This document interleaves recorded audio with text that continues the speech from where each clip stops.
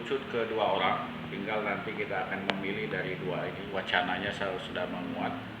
Yang pertama itu kemungkinan besar manajer Sriwijaya FC akan dipegang oleh Fadli, Wakil Wali Kota Pagar Alam, atau Hendra Gunawan, Bupati Musirawas. Jadi 2 kandidat manajer ini nanti kita akan rapatkan kembali, tapi sudah kita sounding.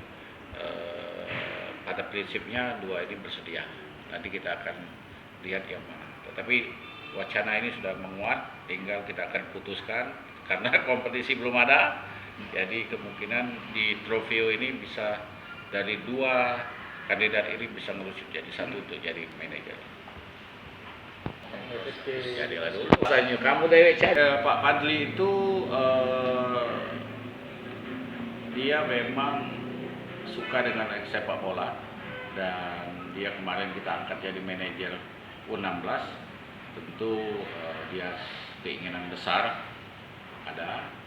Dan Pak Hendra dia memang hobi sepak bola, punya program kampung sepak bola, dan tentu dia sangat konsentrasi dengan sepak bola. Jadi kita lihat dari background kesukaannya.